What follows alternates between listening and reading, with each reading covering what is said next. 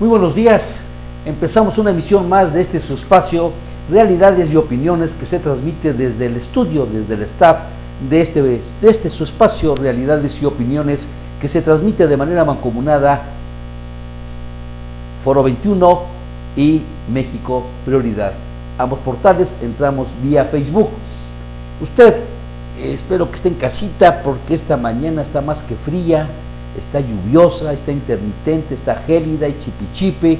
Cúbrase, si es que tiene que salir de casa, si no, mejor no salga. Hoy tenemos un programa completo. Va a estar en este estudio Carlos Montero Pantoja, investigador de la Benemérita Universidad Autónoma de Puebla, el maestro Aurelio Leonor Solís, que es todo una figura emblemática del arte y la cultura allá en el barrio del artista, y el activista Gerardo Pérez Muñoz. Son las tres participaciones que tenemos este día, de esta mañana, repito, que no dan ganas de salir, pero ni a la esquina. Déjeme mandarle un saludo a Leobardo Espinosa, mi compañero y amigo y aventurero en esta emisión de Realidades y Opiniones, que arrancamos de manera conjunta a partir del 10 de enero de este 2022. Y esperamos hacer historia, esperamos marcar un parteaguas en la labor informativa, porque acá no es un noticiero, sino es un programa de análisis, de opinión, donde los micrófonos están abiertos, porque aquí todas las voces se escuchan. Mañana tendremos, déjeme dar un adelanto, una entrevista vía Zoom con Mariana Moguel Robles. Para muchos les parecerá desconocido el nombre de Mariana Moguel Robles, pues es la hija de Rosario Robles Berlanga. Ayer por la tarde-noche tuvimos una amplia plática con ella, una charla donde, en verdad, sin falsas poses, se le quebraba la voz, se doblaba, los ojos se le ponían brillosos cuando evocaba la figura de su madre. Ella es hija única. Rosario Robles tiene 6 hermanos más,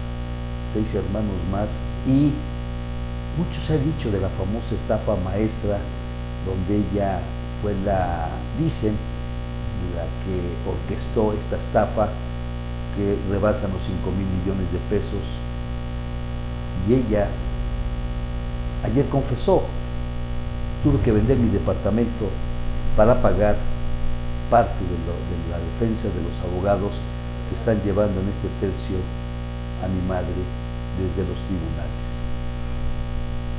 No creo que ella mienta, no tiene por qué salir a dar una declaración de esas, pero que se la sacamos, porque en ese aspecto ella es cerrada, dice: esta es una cuestión nuestra, pero mi madre es una presa política. Ya hablaremos más de ese apunte. Déjenme darle las notas de cómo está la violencia en el país, la violencia en Puebla, porque no cesan las ejecuciones, los colgados, los embolsados, los desmembrados y los desaparecidos. Vea usted, tan solo en Puebla hayan muertos a 2 hombres y una mujer que estaban declarados como desaparecidos. Los casos de distintas familias se registraron en un lapso de 40 días en el municipio de Huejotzingo. Entre ellos está Elizabeth. ¿Qué tiene Huejotzingo? ¿Qué tiene Acatzingo? Antaño, municipios, regiones donde no pasaba nada. La vida se llevaba en paz y tranquilidad. Y a raíz de que el huachicol entró a Puebla, entró al estado de Puebla, todo cambió para desventura e infortunio de Puebla y los poblanos. Pero no solo es Acatzingo, no solo es Huejotzingo, está Chietla, donde sembraron 3 cadáveres en distintos puntos. Le estoy hablando de las últimas 48 horas en Puebla, en el estado. Deja delincuencia, cadáver en bolsa y con un mensaje. Esto fue acá al norte de la ciudad de Puebla, todavía hasta con su narcomensaje, su manta. ¿Ya ve usted cuántos asesinatos dolosos van? En menos, o en 48 horas. ¿Qué está pasando? ¿Qué está pasando en Puebla? Pero no solo es Puebla, le decíamos a usted, a nivel nacional, Zacatecas ya está en llamas. 5 asesinatos cada 24 horas. 5 crímenes cada día se llevan a cabo en ese estado, que es gobernado por un Monreal. David Monreal, hermano, es el gobernador de Zacatecas, hermano de Ricardo Monreal, que ya fue gobernador de Zacatecas y actualmente es el líder de la bancada de Morena. Está Fresnillo, municipio gobernado por otro Monreal. Monreal contra Monreal. Porque le dice al gobernador, ayúdame, respáldame. Y el gobernador ni ve ni escucha a su hermano. Vea usted, en septiembre del año pasado, asesinatos por cada mes iban 130. En octubre, 142. Noviembre, 148. Diciembre, 111. Enero, 138. En febrero van 27 crímenes en Zacatecas. ¿Por qué? ¿Por qué la Guardia Nacional? ¿Por qué la secretaria de Seguridad Ciudadana del Gobierno Federal, Rosa Isela Rodríguez, no voltean a ver a Zacatecas?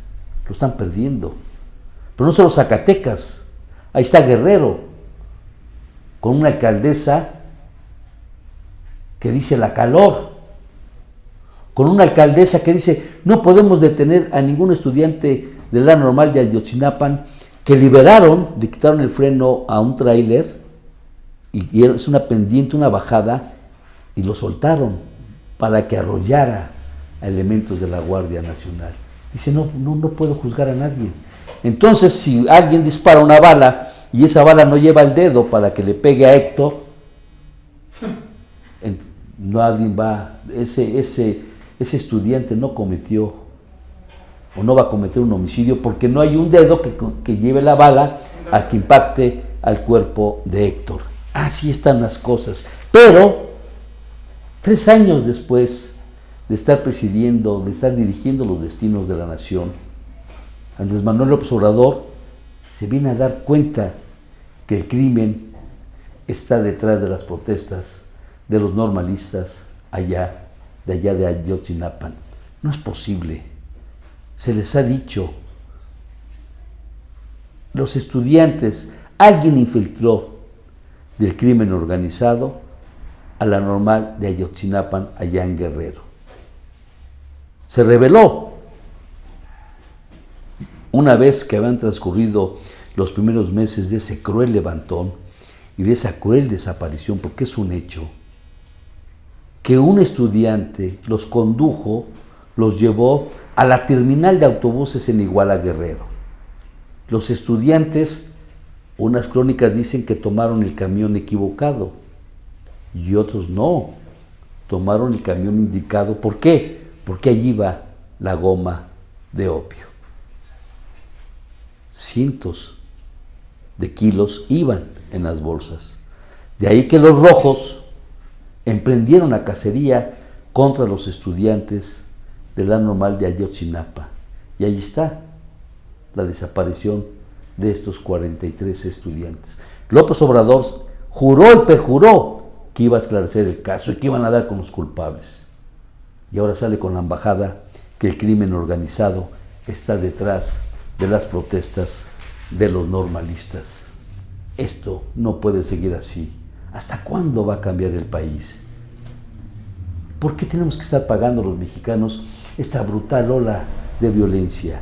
Porque no solo es Zacatecas, no solo es Guerrero, está Tamaulipas, está Veracruz, está Puebla, está la Ciudad de México, está Baja California ¿Y qué decir de Quintana Roo, que ya tuvo que intervenir también el FBI y la policía de Canadá por los 3 ciudadanos canadienses que fueron acribillados allá en un hotel de ese puerto del Pacífico?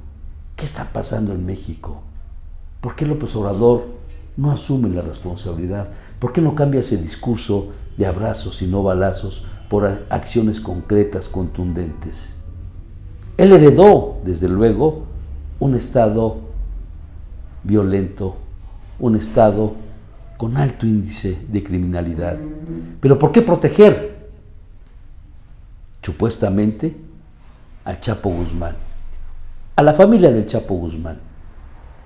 Las evidencias están ahí plasmadas con ese saludo de Andrés Manuel López Obrador allá en Sinaloa, en una gira en el estado de Sinaloa, y se baja de la camioneta para saludar a la mamá del Chapo Guzmán.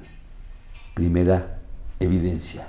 Segunda, y la más contundente, que ordenó la liberación de Ovidio Guzmán, el hijo del Chapo Guzmán, que ya había sido acorralado por fuerzas de inteligencia del ejército mexicano. Lo encontraron, lo localizaron en una casa allá en Culiacán, una de las tantas que tiene. Casualmente, los elementos del ejército mexicano no llevaban una orden de cateo, sí la orden de aprehensión, pero no la de cateo. Ovidio Guzmán se atrincheró en su hogar, después decidió entregarse y finalmente vino la orden de que lo liberara. Responsabilidad que asumió en un primer tiempo el secretario de la Defensa Nacional y el titular de Seguridad, Alfonso Durazo. Meses después, el presidente López Obrador dijo: yo di la orden, bajo pretexto de que se iba a incendiar Culiacán, que iba a haber un serial de asesinatos. ¿Cierto o falso? Solamente lo sabe él. Lo real es que Ovidio Guzmán ya va para 2 años y no hay quien lo vea, no hay quien lo encuentre. Dicen que lo están buscando, pero no lo encuentran. ¿Usted les cree? Y vea usted cómo no van a estar las cosas así si el alcalde de Ciudad Victoria, de la capital de Tamaulipas, de Morena, por cierto, ya tiene, en poco tiempo que entró de presidente municipal, una casa valuada en 11 millones de pesos, ligado con el crimen del huachicoleo. Pero como es alcalde de Morena, pues nada pasa ni pasará. La adquirió en una villa en Playa Miramar, una de las zonas, uno de los fraccionamientos más lujosos allá en Tamaulipas. El alcalde es Eduardo Gataz. Compró su residencia con alberca, campo, pegado a la playa, en Villamar del Coral, en Playa Miramar, allá en Tamaulipas. En noviembre pasado, Gataz fue citado por la Unidad de Inteligencia Financiera de Tamaulipas para comprobar la propiedad de una camioneta Tahoe, blindada. Pero no solo la camioneta, que esa es pecata minuta, sino esta pequeña residencia a la orilla del mar por 11 millones de pesos. Así se las gasta el presidente de México, como es alcalde de Morena, pues no pasa nada. Y el tema del avión que adquirió Enrique Peña Nieto. Vea usted, el TP-01, el avión presidencial, tiene pagos anuales promedio de 45 millones de pesos para operación y mantenimiento. 45 millones de pesos que se van al agua, que se van a la basura. ¿Por qué? Dijo que no iba a hacer ese avión, que lo iba a vender, que había muchos compradores. Después resulta que los compradores se esfumaron, lo rifó. ¿Dónde está el dinero de esa rifa? Y casualmente nadie se lo sacó. Y mientras tanto, a 3 años de su presidencia, sigue costándonos a los mexicanos el mantenimiento de ese avión y los pagos que se tienen que hacer forzosamente por su adquisición. El presidente López Obrador tiene previsto destinar una partida de 331 millones de pesos para el pago del avión presidencial que se adquirió en la administración de Peña Nieto, pero que se concretó con Felipe Calderón. Ahí, él fue el que hizo la adquisición y se concretó con Enrique Peña Nieto, que él lo usó, pudo viajar en ese avión que ni Obama tenía en ese entonces presidente de Estados Unidos para el uso del gobierno norteamericano, y el gobierno mexicano sí lo logró cristalizar, pero López Obrador fue una de sus banderas en campaña y que le redituó gran cantidad de adeptos y simpatías, lo mismo que el destino de Los Pinos. Ahí se quedó. Ya se acabó la famosa y legendaria casona, ese palacio de Los Pinos, allá en la Ciudad de México, que habitó, si la memoria no me falla, desde Cuauhtémoc, Lázaro Cárdenas, o Manuel Ávila Camacho fue, ¿verdad?, el primer presidente. Ahorita nos checan si fue Manuel Ávila Camacho poblano o fue Lázaro Cárdenas quien el primer inquilino de Los Pinos, y cerró sus puertas, bajó su cortina con Enrique Peña Nieto, el último huésped presidencial que habitó esa residencia, esa fastuosa residencia de Los Pinos. Ahí está el acontecer de este México, de este país que clamamos vivir en paz, que clamamos que haya desarrollo, pero resulta, ya gobernó el PRI más de 70 años, ya gobernó el PAN 12 años, y ahora está el primer gobierno de la izquierda con López Obrador, y vemos que ese México violento, que desató su furia a raíz de que arriba el primer presidente de oposición, Vicente Fox, algo se quebró. Hemos preguntado una y otra vez, ¿qué se quebró? ¿Qué pasó? ¿Por qué hasta Ernesto Zedillo no veíamos estas masacres? No se veían pozoleados, no se veían embolsados, no se veían entambados, no se veían descuartizados, mucho menos colgados en los puentes de avenidas céntricas o regados como si fueran papeles, objetos, muebles en las avenidas, los cuerpos que hoy vemos.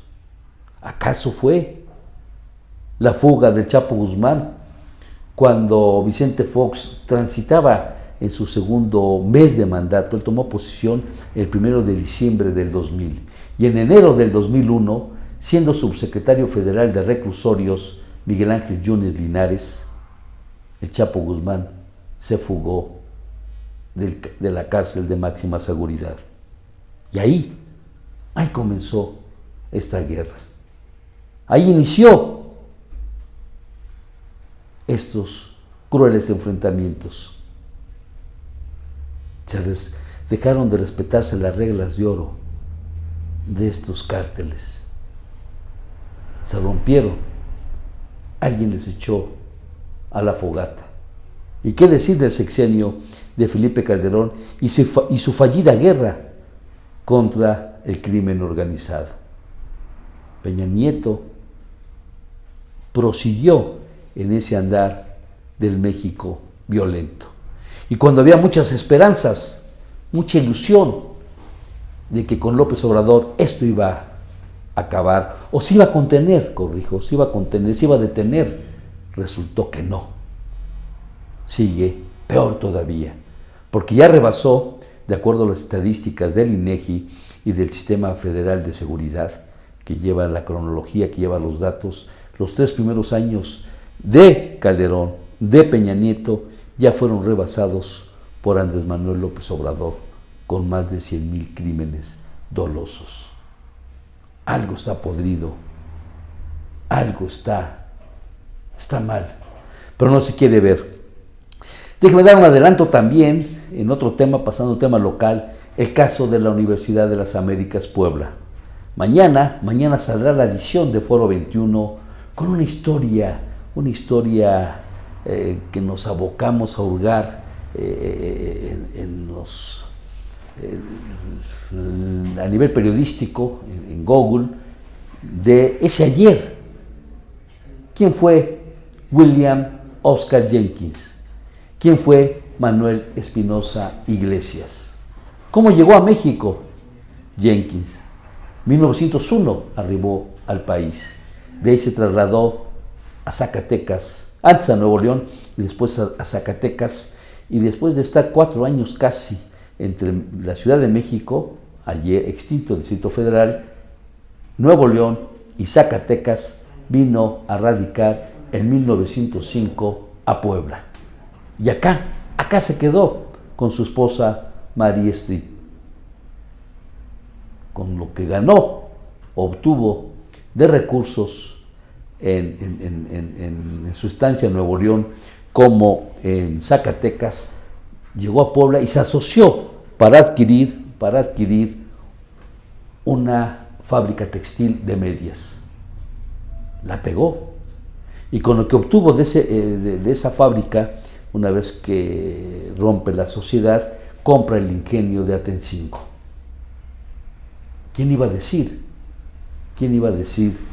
que el ingenio de Atencingo iba a ser el parteaguas de William Jenkins?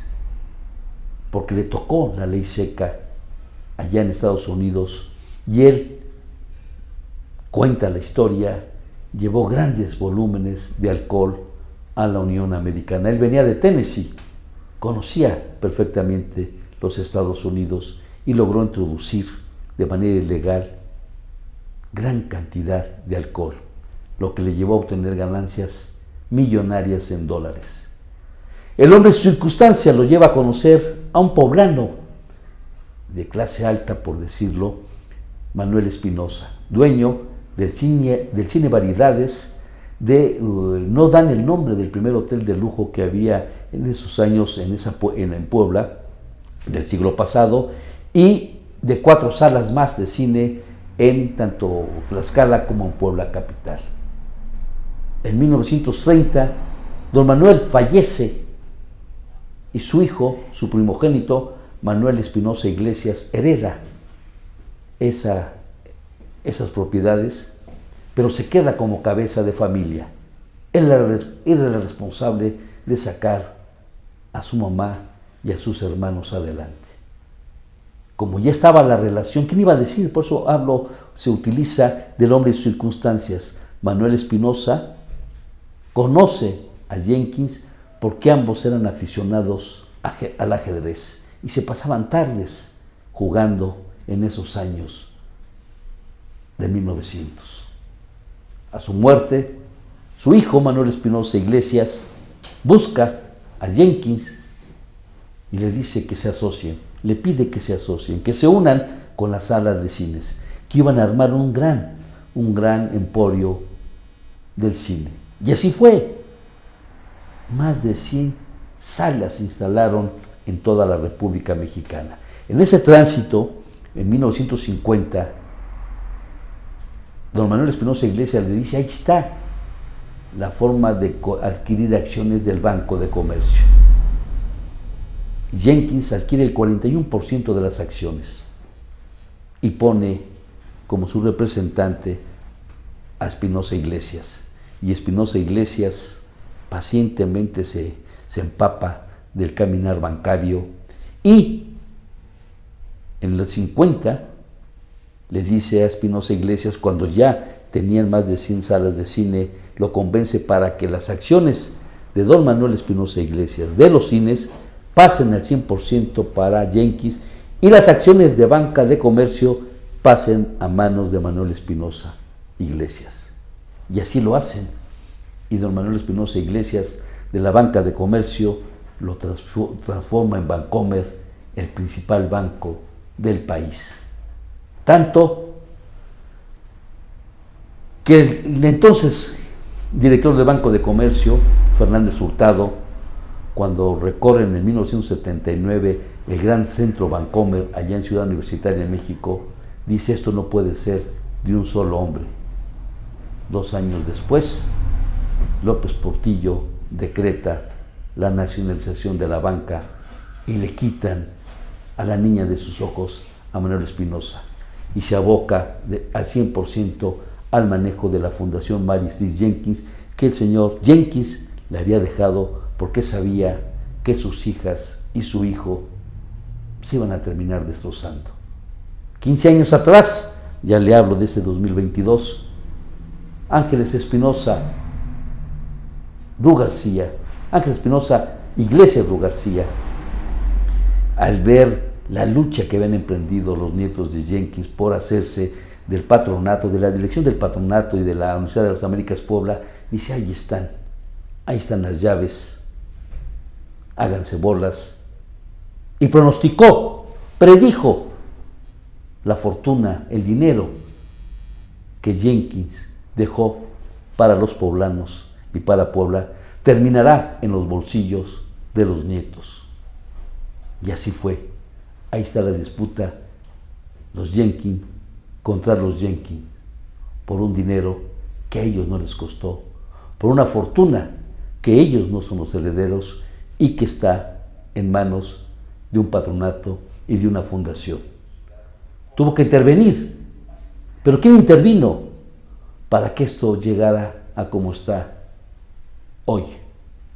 Rafael Moreno Valle. Algo le llevó a mirar los ojos a ese campus de 66 hectáreas en San Andrés Cholula, cuyo costo se habla de más de $100 millones,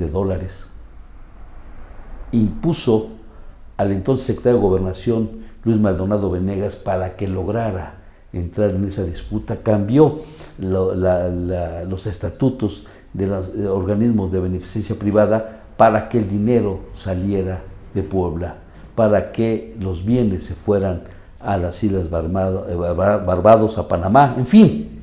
Y hoy Luis Miguel Barbosa quiere, al parecer, o así los hechos lo demuestran, seguir los pasos de Moreno Valle para hacerse de ese campus, para hacerse, no para él, sino para que los manejen el hijo de Guillermo Jenkins Astor, o al bisnieto de William Jenkins. Vaya historia, que aún le restan muchos capítulos y que ojalá la Suprema Corte de Justicia logre darle la razón a quien la tenga. Pero vámonos al primer corte de este su espacio informativo.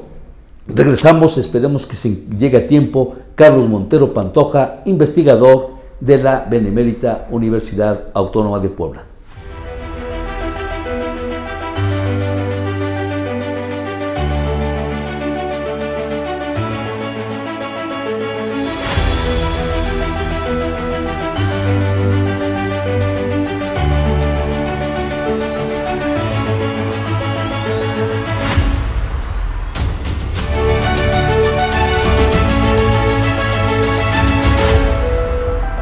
El Hotel Holiday Inn Puebla Finza los invita a conocer su buffet.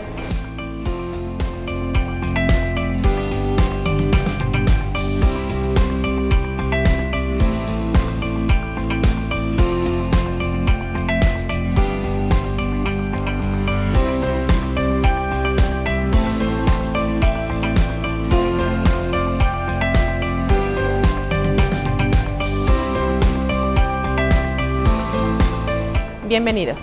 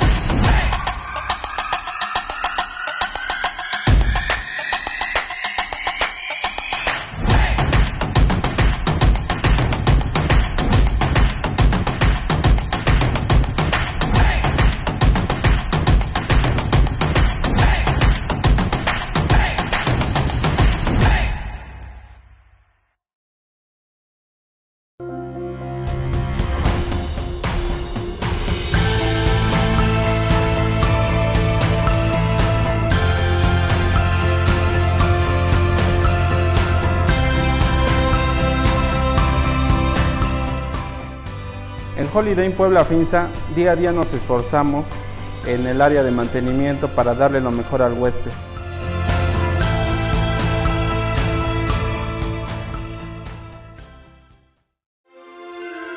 En Pollo Feliz, los detalles son grandes regalos que traen la magia para hacer más feliz al mundo.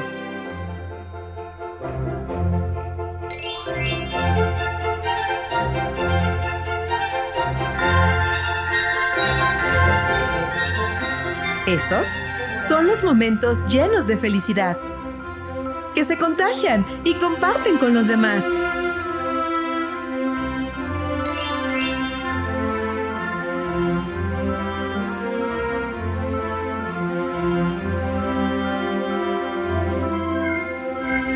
En Pollo Feliz, hacemos más feliz al mundo. ¡Pollo Feliz! ¡Muy sabroso! ¡Muy sabroso!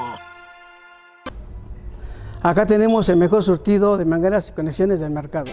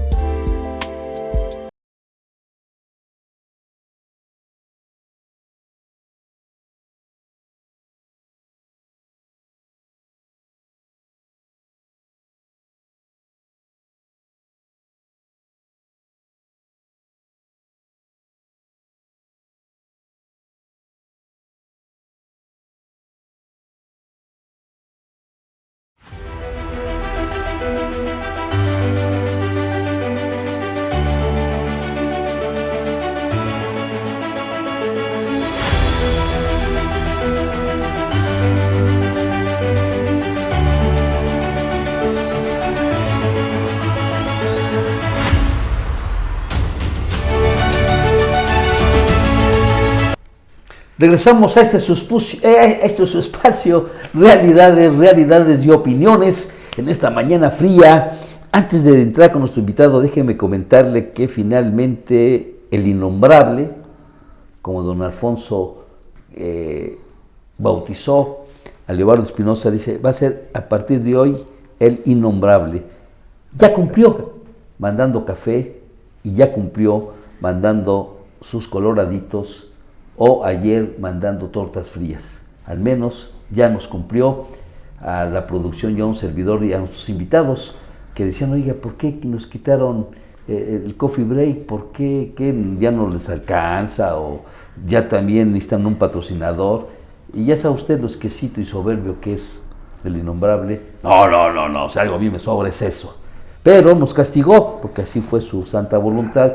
Y como continúa bajo resguardo, y más con esta temperatura, este clima tan especial, pues es mejor que esté ahí. Y ya regresará a su espacio, pero no deja de estar dando lata y friega. Y como ahora ya tiene un nuevo consentido, que es Víctor, ya puso horario, que hay que estar acá 20 para las 9, 20 para las 10. Y si no, pues entonces él ya no va. Víctor dice, yo no soy portero, no tengo por qué salir a abrir la entrada de esta oficina. Lo siento porque Ana Belén, quien era la niña consentida, ya fue desplazada. Fina no existe, ni Héctor, ni un servidor para el innombrable. Pero vamos con nuestros patrocinadores. Holiday Inn Finza, mil gracias por respaldarnos, por darnos la oportunidad de estar patrocinando este espacio informativo. También tenemos a Vimatec. Muchas gracias por su apoyo. Hacienda San José Actipan, Publixi, El Pollo Feliz, Mangueras y Conexiones Maco y Plaza Dorada. Ya un patrocinio más que ya tenemos para este espacio informativo, lo que nos da autonomía, nos da libertad de accionar, de informar, porque es neta, aquí todas las voces se escuchan. Pero vámonos, ni más ni menos, con don Carlos Montero Pantoja. Bienvenido a este su espacio. Muy buenos días. ¿Cómo está? Pues de pie. A gusto, ¿verdad? No, a todo así dar. solito, llevando el programa a usted, a su manera, como debe ser. Eso, ¿está usted de acuerdo o es necesario que venga el innombrable? Porque no sabía usted que ya fue bautizado así. No, ya me estoy enterando por el informe que dio al inicio. Es real, y lo dijo al aire. Ah, vaya. El director del Hotel Holiday Inn FIMSA. No fue cualquier personaje, Ah, claro. don Bien. Alfonso. Muy bien, bueno. ¿Pero es amigo Pues de ya usted sabemos. o es su conocido? ¿Don Leobardo? Sí. Es amigo mío. Amigo mío. Es amigo. Usted, amigo. Para usted sí es su amigo. Sí. Pero para él dice que no, que usted es su conocido. Bueno, entonces. Porque así es su forma de ser. Acá les dice mi hermano, ¿cómo estás? Ya ve que siempre y hay desigualdades, no siempre se compagina, pero nos llevamos bien. Menos mal. No Sí. sé cómo ha hecho para soportarlo. ¿Cuántos años tienen de conocerse? Pues desde que inició, antes Puebla Prioridad, luego México Prioridad, que igual nos tocó una serie de cambios, porque comenzamos en la 2 Sur, en una casa que ahora es negra, no sé por qué. Como la conciencia de él. Seguramente, y luego de ahí comenzamos ahí donde estuvieron antes y terminamos En su pequeña residencia. Sí, fíjese nada más. Y terminamos aquí en este edificio, en un departamento que está a la entrada, ahí. Y después se suspendió. Así que valgan las experiencias. Se tomó su año sabático, que se prolongó. Sí, vino la pandemia y estos inconvenientes, y qué bueno que ya están retomando todo, pero se da cuenta, el procedimiento es el mismo. La estrategia de comenzar en un sitio, arreglarlo, y después a otro, y así sucesivamente. Algo tiene, ¿verdad? Algo tiene. Sí, pues ya es una manera de ser, ¿no? Y a esas alturas para cambiarlo ya no, imposible. No, ya no se puede. Ya, imposible. Ya, a cierta edad uno ya no cambia. Ni cambiará. No. Imposible ya. Pero para que vea que acá no somos hojaldras, le mandamos un saludo. Claro, un saludo afectuoso. Claro que sí, que se restablezca. Ya debe estar saliendo, ¿no? No está como león enjaulado ya, lo que pasa es que eso sí, para todo el mundo, ¿no? Por el enferman, tiempo sí. Le ordenaron por prescripción médica unos días más. Está ya al 100, pero... Tiene que ser 14, 7 en una primera etapa y luego otros 7 en otra etapa.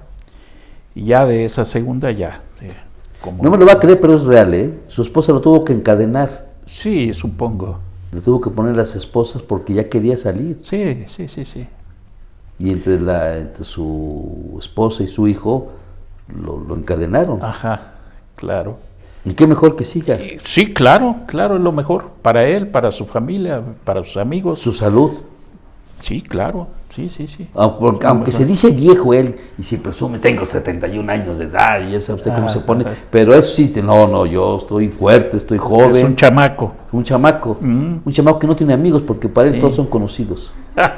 Bueno, ya. Don Carlos Pantoja, don Carlos Montero Pantoja, ¿qué tenemos para hoy? Bueno, le comenté a Leo, porque él fue quien me escribió, y le dije, bueno, ¿por qué no empezamos con una serie organizada, ¿no? Con lo que comenzamos la última vez que estuve aquí, que se llame Los Valores de Puebla, ¿no?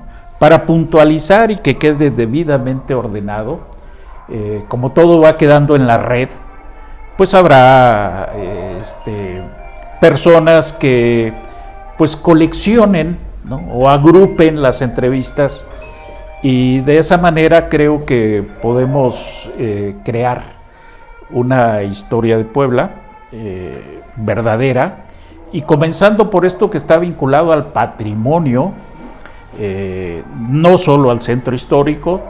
El tema del patrimonio comenzó con el centro histórico, desde luego, pero tenemos muchas cosas más. Claro. Y de esa manera, para nosotros como investigadores, es importante que la sociedad conozca lo que tiene, conozca el lugar donde vive, y que tengamos elementos para informar y para presumir. Porque hace tiempo yo recuerdo a gente mayor, otras generaciones, mis padres, mis abuelos, presumían de Puebla, presumían la catedral, presumían la Capilla del Rosario, presumían San Francisco, en fin, una serie de lugares, pero de pronto eso como se desvanece. Desapareció del mapa. Desapareció, y ahora es Angelópolis. Sin desaparecer. Claro, claro. Y entonces, primero el centro de convenciones. Y luego claro, vino Angelópolis. Sí, Angelópolis, ahora está de moda Angelópolis, incluso África, ¿no? África pasó al olvido, en fin. Cierto. Está por ahí entre azul de y Carlos Camacho. Noche, sí. Carlos Camacho. Sí. Y comentar de todas esas cosas puede ayudar a que la gente que vive en Puebla encuentre datos importantes que le permitan valorar y saber por qué vivimos en un lugar importante. Venga. ¿No? Entonces, bueno, el primer valor que tiene esta ciudad es el valor de localización, el valor de ubicación. ¿Dónde estamos ubicados en el globo terráqueo? Ahora que para todos es muy sencillo usar el Google Maps y encontrarnos en un punto, que es único en el mundo. No hay otro. Longitud, latitud y altitud son características que definen a un lugar, cualquiera, Ciudad. Sí, en el mundo. Pero ahí es donde vienen las particularidades. Este lugar en el globo terráqueo, con estos tres aspectos que acabo de señalar, de longitud, latitud y altitud, ¿no? Altura con relación al nivel del mar, pues ahí sí hay diferencias entre los lugares del mundo, ¿no? Que llevan a que las personas que nacen, los animales, las plantas, todos los seres vivos, pues tengan determinadas características en relación con ese lugar al que pertenecen. ¿Sí? Clima, temperatura, lluvias, bosques de determinado tipo, fauna de determinado tipo, porque la fauna no es la misma en ningún lugar. Claro. Y lo mismo en el aire que en tierra, que en el agua, ¿no? Y todo eso forma ecosistemas, viendo todo eso desde el ámbito ecológico, ¿no? Y por eso es importante preservar el equilibrio de esos ecosistemas, porque las grandes ciudades, esta es una de ellas, cuando crecen, van creciendo sobre antiguos cuerpos de agua. Claro, ahí está San Francisco, por citar un ejemplo. Sí, y se destruye un ecosistema, ¿no? Y entonces por eso no nos debe extrañar cuando en las noticias se nos informa que en la costa este de Estados Unidos nevó la semana pasada, ¿sí? Que incluso en Miami. Dice, bueno, ¿y esto cómo puede suceder? Pues debido a todos esos cambios en el clima, ¿no? Lo que se ha destruido por cuestiones de desarrollo entrecomillado, ¿verdad? Pero eso va sucediendo, ¿no?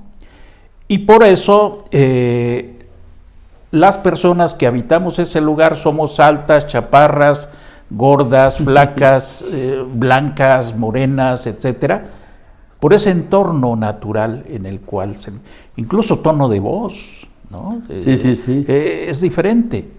Que ahora nos hemos uniformado por que desde la Revolución Industrial empezó a estandarizarse todo, ¿no? pues eso nos da una apariencia de que somos iguales, pero en realidad no lo somos. Empezando por el tono de voz, los del norte es uno, el sur es otro y el centro es otro. Sí. Pero además antes se diferenciaba también por la lengua que se hablaba. Obviamente. No era el mismo náhuatl y no era náhuatl para todos, ¿no? O el otomí o el totonaco. El maya, etcétera, ¿no? Entonces, eso ha tendido a uniformarse ya con el uso del castellano y demás. Pero bueno, entonces con estas características vamos al punto de inicio de este territorio, que algo de ello ya comentamos, ¿no? Que tuvo que haber una selección del lugar.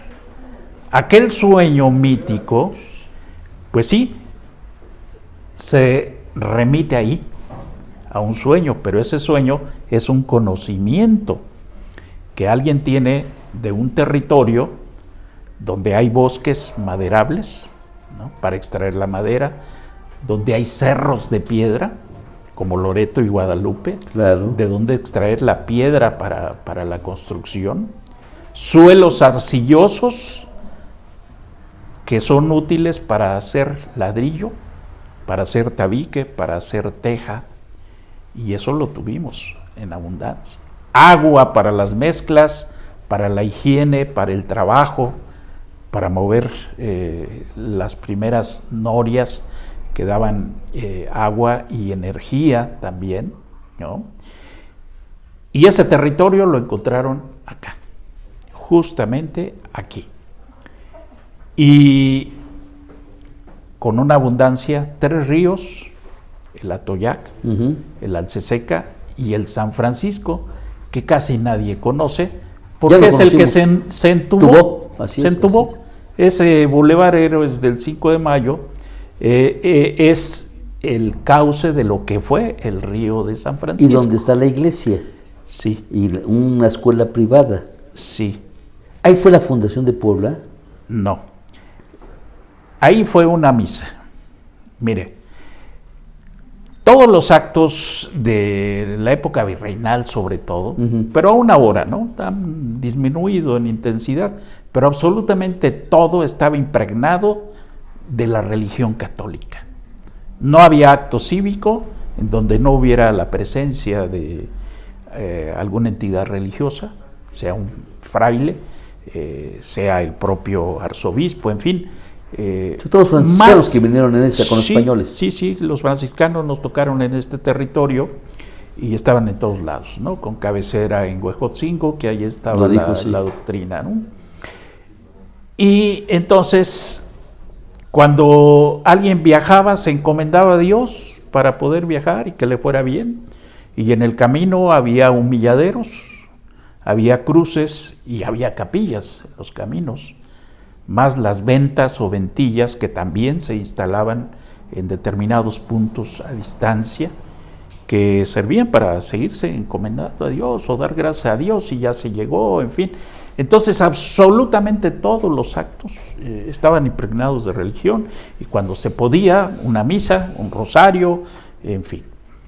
Y eso es lo que sucedió cuando llegaron los españoles encabezando a miles de indígenas que vinieron aquí para construir la ciudad como pago de tributo. ¿De qué año hablamos? Hablamos de 1531. Que es la fundación. Sí. Hay abril y hay septiembre para algunos, que son meses sobre los que aparentemente se tiene duda, pero la primera parte, es decir, a donde llegaron es a la zona del Alto, y ahí se hizo una misa, como mandaban los cánones en su tiempo, y luego que definieron cuestiones técnicas y demás, pues ya se hizo la fundación definitiva en esta zona del otro lado del río, ¿no? Este lugar que se le llamó La Traza. Acá se fundó esta ciudad. Pero los actos de presencia, de decir ya estamos aquí, pues comenzó en el Alto, ahí, que por cierto se quedaron los tlaxcaltecas dominando todo ese territorio, y que además era su lugar, digamos que por la naturaleza de sus asentamientos, encajaba perfectamente bien. Aún hoy se puede ver que los tlaxcaltecas eligen zonas altas para construir sus ciudades, ¿sí? Y dominar los valles y dejarlos también para la agricultura. Y por eso el Alto encajó perfectamente bien para ellos. En esa traza, esa visión de ese año. En cambio los españoles, los que todavía tenían aquella visión medieval, pues tenían también esa visión de vivir en las partes altas. Pero ya había muchos lugares. Valladolid está en un valle. A nosotros nos tocó una relación directa con Valladolid, porque allá vivían los reyes católicos en Valladolid. Y bueno, territorio bajo, plano, y de ahí a las ciudades de marinas, Andalucía, que fue de la otra parte donde vinieron mucho, pues son zonas planas, y entonces se buscó que Puebla estuviera en una zona plana.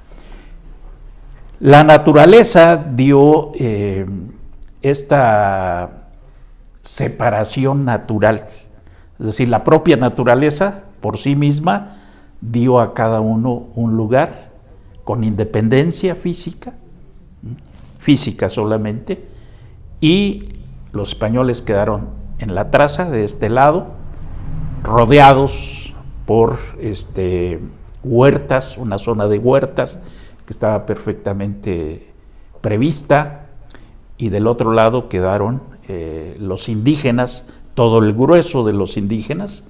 Desde ahí la división. Sí. Desde ahí, digamos, los pobres y los ricos. Pues yo no creo que lo hayan visto así, pero era claro que unos y otros, y lo vemos en la actualidad, ¿no? Claro. En la actualidad, entre las personas, entre los que viven en un lugar con los que viven en otro lugar, no empatan, no hay empatía. Y la naturaleza de unos y otros, la forma de ser, de vivir, de habitar, de disfrutar de un lugar, son totalmente diferentes. Entonces, también creo que fue conveniente que cada grupo étnico tuviera su lugar, y así lo tuvieron, porque los de Oaxaca se fueron al barrio de Analco, los de Cholula y todo ese sector de Huejotzingo se fueron a Santiago, a San Pablo de los Naturales, San Pablo de los Frailes, que fueron San Miguelito actualmente, por ahí. Sus barrios bravos. Sus barrios, claro. Y vea qué distante estaban los del territorio de las Cholulas y Huejotzingo, con relación a los de Tlaxcala, los de Oaxaca y todos estos habitantes totalmente separados, independientes. Entonces eso pues habla de cómo este territorio en su origen natural dio lugar a todos para estar de manera independiente. Pero estamos en una mezcolanza, me está hablando de una mezcolanza histórica. No, precisamente eso es lo que le digo, que ese territorio físico les permitió a cada estar en un sitio totalmente aislado, cada independiente. Quien con su cada cual, por decirlo así. Efectivamente. Y eso fue importante para todos, para la paz, para el poder vivir a gusto. Sobre todo. Claro, controlados a través de los pagos de tributo que se vino a pagar con fuerza de trabajo, ¿no? En la construcción, en las obras públicas y demás. Así que ese es el inicio de esta ciudad, que nació así. Si alguien la quiere calificar de segregada, de que por un lado españoles y por otro lado los indígenas, es que no podía ser de otra manera, no podía. Unos y otros no querían mezclarse para estar habitando, ¿no? Lo que yo no he podido encontrar en las investigaciones es el mestizaje, ¿no? Esa parte mestiza que al menos en la traza sí no se nota que hubiera existido gente mestiza, sí en los barrios, ¿no? En los barrios, bajo qué condiciones. Y aunque Octavio Paz nos habla de la violación para poder explicar su hijo y la, ¿no? Entonces, bueno, pues eso se entiende, Pero también hay que entender que los españoles eran muy católicos, muy respetuosos, al menos en apariencia, del credo, ¿no? Y que buscaban el matrimonio. Y se dio esa unión, pero vía matrimonio. Sí, claro. No de una unión libre, por darle un término. No, eso de uniones libres, no. O tomarla por la fuerza. Eso podría ser, pero eso sucede aún en la actualidad, ¿no? En aquellos tiempos, pues como no fue realmente una guerra, ¿no? Sino fue un sometimiento, ¿no? Sí, nos doblaron, punto. Claro. Y entonces eso habla de una situación totalmente diferente, y que, pues bueno, así sucede, pero así es como quedó configurada la ciudad de Puebla, con los barrios que tenemos en la actualidad. Entonces, era el barrio, perdón, maestro Pantoja, de Oaxaca, en Analco. Los de Tlaxcala en el Alto. En el Alto, ajá. Los de Cholula en Santiago. Sí. Esas tres. Y estuvieron con ellos los de Calpan, Huejotzingo, que luego se extendieron a San Pablo de los Frailes, que está actualmente en la iglesia, está en la 9 Norte y 18 Poniente. Ese era otro barrio. 4. Sí, los urbanos, aquí en la zona urbana. Pues maestro Carlos Montero Pantoja, en verdad, investigador de la máxima casa de estudios, nos quedan 3 minutitos. ¿Qué tiempo le ha llevado meterse, echarse? Bueno, y paramos, lo dejamos para la siguiente participación, en la parte 2, por decirlo. ¿Cuántos años le ha llevado a usted hurgar, entrar en ese mar de documentos y documentos y documentos de su vida? Pues mire, investigando llevo 40 años, así digamos, uno tras otro. ¿Empezó usted ayer? Meterse el archivo, ¿no?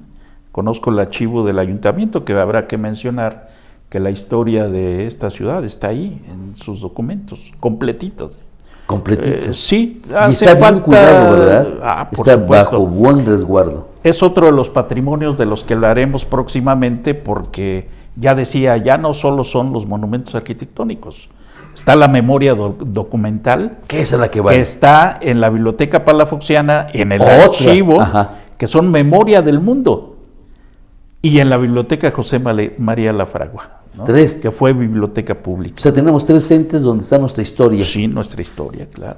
Sí, ¿El barrio del artista tiene algo en especial? Por supuesto, es el barrio del artista, que seguramente hablarán ahora en la siguiente con el maestro charla. Es una de como la 4ª renovación que tuvo la ciudad, así como el Zócalo.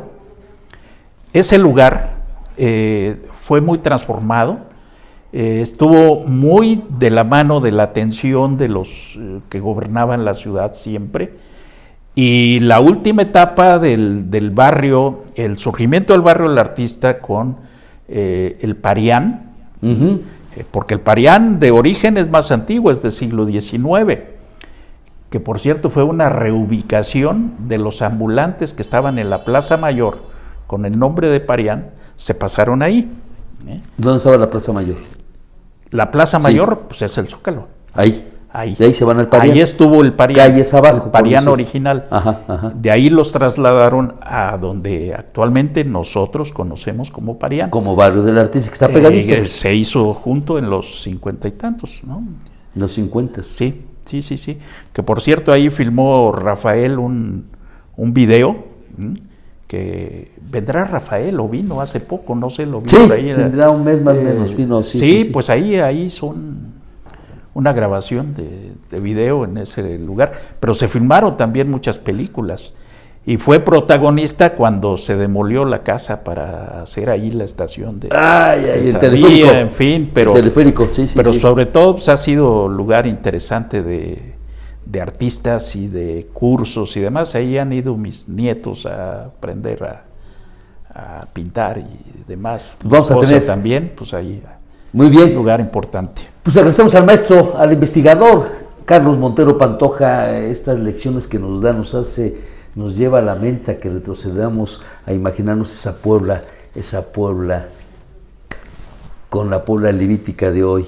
Sí, hombre. El ayer, el hoy y lo que viene y lo que vendrá mañana. Hoy somos lo que fuimos antes, ¿eh? Claro, y mañana seremos lo que vamos a proyectar al Muy futuro. bien. Vamos a corte porque ya está en este estudio el maestro Aurelio Leonor Solís, otro hombre que igual tiene un gran caminar de una historia que él tiene con sus cuadros, su pintura y esa historia del barrio del artista. Regresamos.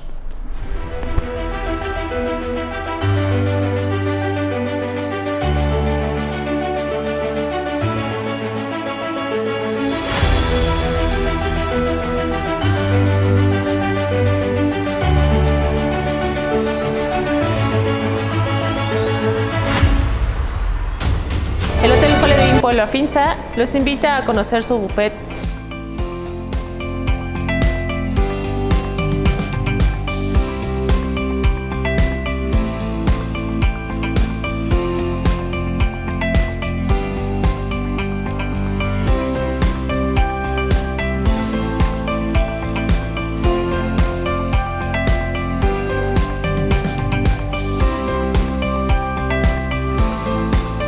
Bienvenidos.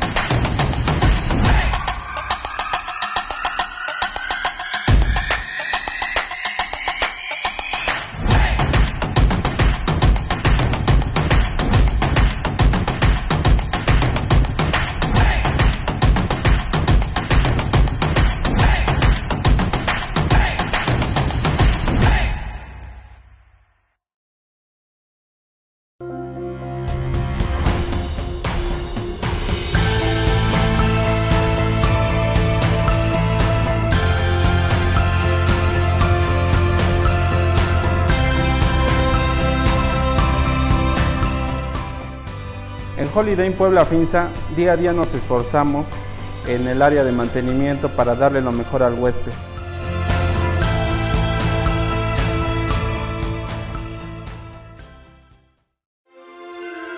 En Pollo Feliz, los detalles son grandes regalos que traen la magia para hacer más feliz al mundo.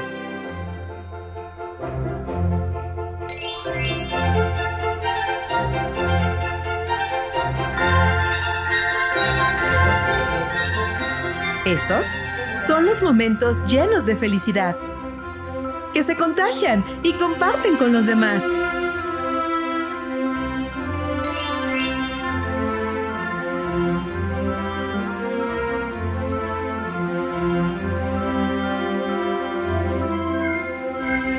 En Pollo Feliz, hacemos más feliz al mundo. ¡Pollo Feliz! ¡Muy sabroso! ¡Muy sabroso!